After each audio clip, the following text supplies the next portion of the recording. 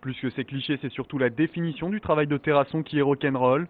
Comme le disait Axel Bauer, le photographe travaille comme un peintre, jusqu'à épuisement, et souvent ces séances photos se transforment en scènes mystiques, où se mêlent trance et mise en scène. Pour l'artiste, le rock est un véritable mode de vie, une façon de voir les choses et de travailler, finalement applicable à n'importe qui. L'image rock, enfin comme on a pu concevoir ça dans les années 80, c'était assez, ça avait vraiment une identité, tu vois. C'est-à-dire qu'en général, c'est venu un peu avec Corbijn, Anton Corbijn, qui a fait Control là, sur Joy Division, etc., qui sont des vrais photographes, quoi, avec des vraies identités et qui ont enfoncé le clou dans une image rock. En général, c'est pas une velléité, quoi. C'est effectivement, en général, un noir et blanc contrasté, grain.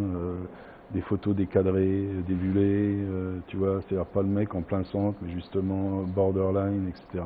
Je l'ai appliqué à des gens, c'est ce que je te disais, comme Hélène et les garçons, quoi. Tu sais, moi j'ai eu peur de rien, quoi.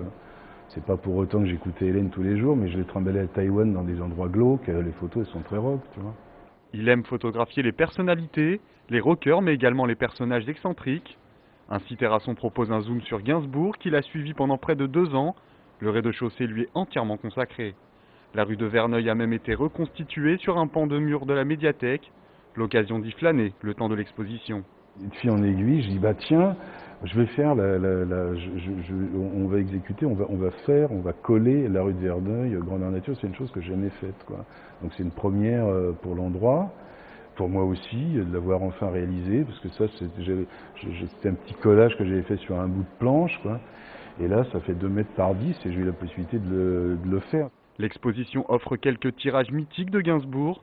Même si le chanteur prend une place importante dans l'œuvre de Pierre Terrasson, le photographe ne souhaite pas être résumé à cette personnalité et revient constamment sur ce qui fait de lui un artiste rock'n'roll.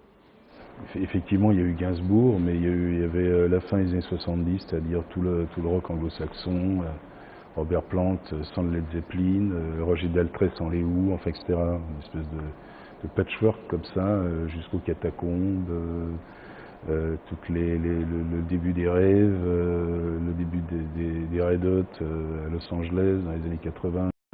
Ce passionné de musique s'est diversifié au fil du temps. Il a travaillé avec des artistes de la scène française, rap, rail ou reggae.